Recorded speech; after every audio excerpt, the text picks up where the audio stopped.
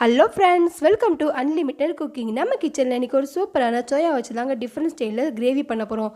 தோசை, இட்லி, சப்பாத்தி, சாதத்துக்கு ரொம்ப ரொம்ப சூப்பராக இருக்கும். நீங்கள் நம்ம சேனலில் ஃபஸ்ட் டைம் பார்க்குறீங்கன்னா சப்ஸ்கிரைப் பண்ணிக்கோங்க. மறக்காமல் வெள்ளைக்கான் பட்டனை கிளிக் பண்ணிக்கோங்க. வாங்க இந்த சிம்பிளான சோயா எப்படி பண்ணலான்னு பார்க்கலாம். நான் ஒரு 100 கிராம் அளவு சோயா எடுத்து வச்சுருக்கீங்க. இப்போ நல்லா சுடுதண்ணியில் போட்டு நல்லா வேக வச்சு எடுத்துக்கலாம். இந்த மாதிரி நீங்கள் பண்ணிங்கன்னா நல்லா சாஃப்டாக இருக்குங்க சாப்பிட்றதுக்கு. இப்போ ஒரு கொதிக்கட்டும், அதளவுக்கு நம்ம வெயிட் பண்ணுவோம். இப்போ பாருங்கள், மல்லி, மிளகு, சீரகம் இது 3 கூட ஒரு 3 வத்தலும் சேர்த்து வச்சு நம்ம அரைச்சிக்கலாங்க. வலுவலுன்னு அரைச்சி எடுத்துக்கலாங்க. இப்போ இது நல்லா கொதிச்சிருச்சு. ஓப்பன் பார்க்கலாம். பாருங்கள், நல்லா கொதிச்சிருச்சு. இப்போ நல்லா பிழிஞ்சு ஒரு பிளேட்டில் மாற்றி எடுத்து வச்சுக்கோங்க. இப்போ நான் பிளேட்டில் மாற்றி எடுத்து வச்சிட்டேன். இப்போ நம்ம அரைச்ச பேஸ்ட்டு இதோட சேர்த்துக்கலாம்.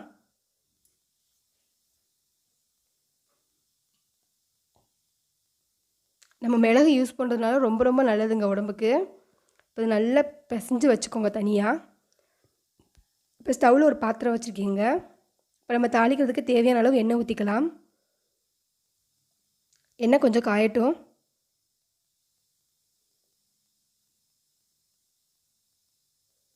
இப்போ 1 ஸ்பூன் அளவு கடுகு உளுந்து போட்டுக்கோங்க. கடுகு கொஞ்சம் வெடிக்கட்டுங்க.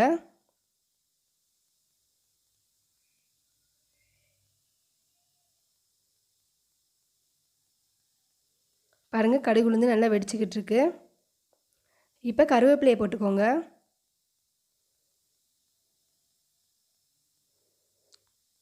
நான் 2 பெரிய வெங்காயம் கட் பண்ணி வச்சுருக்கேன், அதையும் போட்டிருக்கேன். 3 தக்காளி பொடி பொடியாக கட் பண்ணி வச்சுருக்கேன், அதையும் போட்டிருக்கேன். நல்லா வதக்கிக்கோங்க. இப்போ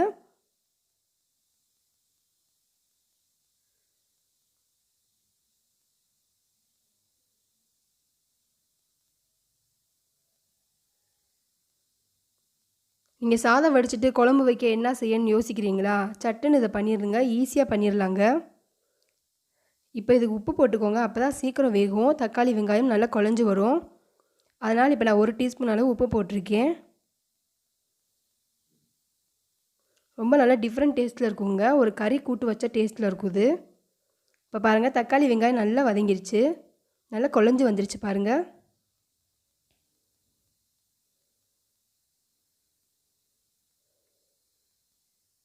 இப்போ நம்ம இஞ்சி பூண்டு விழுது போட்டுக்கலாங்க. நான் ஒரு 2 ஸ்பூன் அளவு போட்டிருக்கேங்க. நல்ல வாசனையாக இருக்கும் இஞ்சி பூண்டு விழுது. இது நல்லா எண்ணெயில் வதங்கட்டும்.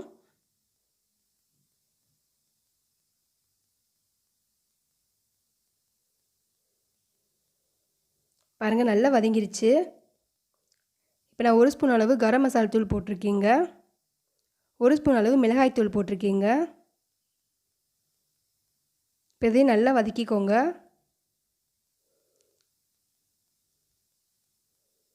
பாருங்கள், நல்லா வதங்கி எண்ணெயெல்லாம் மேலே வந்துருச்சு. இப்போ நம்ம பிசைஞ்சு எடுத்து வச்சுருக்கிற சோயாவை இதோட சேர்த்துடலாங்க.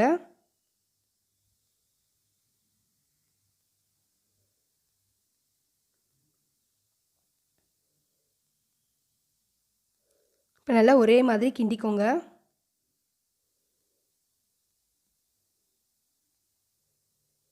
நீங்கள் இப்படியே வதக்கிக்கிட்டே இருந்தீங்கன்னா நல்லா ஒரு சுக்கா மாதிரி ஆயிடுங்க. தண்ணி ஊற்றாமல் சிம்மில் வச்சு வதக்கணும். நல்லா மீல்மேக்கர் ஏற்கனவே நம்ம வேக வச்சது தான். சிம்மில் வச்சு இந்த மாதிரி நீங்கள் வதக்கிக்கிட்டே இருந்தீங்கன்னா நல்லா ஒரு சுக்கா மாதிரி ஆயிடும். சூப்பராக இருக்கும் சாப்பிட்றதுக்கு. ரச சாதத்துக்குலாம் ரொம்ப அருமையாக இருக்கும். நான் இன்றைக்கி ஒரு கிரேவி மாதிரி வைக்க போகிறேன். அதனால் கொஞ்சம் தண்ணி ஊற்றிருக்கேங்க. இப்போ நல்லா கிளறி விட்டுக்கோங்க. இப்போ நல்லா கொஞ்சம் வத்தட்டும். நல்ல டேஸ்ட்டு கிடைக்கும் இந்த மாதிரி பண்ணிங்கன்னா.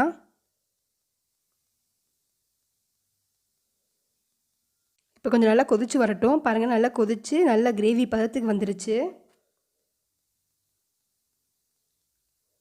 சாதத்துக்குலாம் ரொம்ப அருமையாக இருக்குங்க. நல்லா சூடாக சாப்பாடு வடித்து இதை போட்டு சாப்பிட்டிங்கன்னா ரொம்ப சூப்பராக இருக்கும் டேஸ்ட்டு. நான் லைட்டாக கொத்தமல்லி தழை தூவி இறக்கிடுறேங்க. சூப்பரான டிஃப்ரெண்ட் ஸ்டைலில் சோயா கிரேவி ரெடி ஆயிடுச்சுங்க. இதை நீங்கள் வீட்டில் ட்ரை பண்ணி பாருங்கள். பிடிச்சிருந்தால் லைக் பண்ணுங்கள், கமெண்ட் பண்ணுங்கள், ஷேர் பண்ணுங்கள். மறக்காமல் நம்ம சேனலை சப்ஸ்கிரைப் பண்ணுங்கள், சப்போர்ட் பண்ணுங்கள். பக்கத்தில் இருக்க பெல் ஐக்கான் பட்டனை கிளிக் பண்ணிக்கோங்க. அப்போ தான் நான் போகிற வீடியோ உடனே அப்டேட் ஆகும். தேங்க்யூ.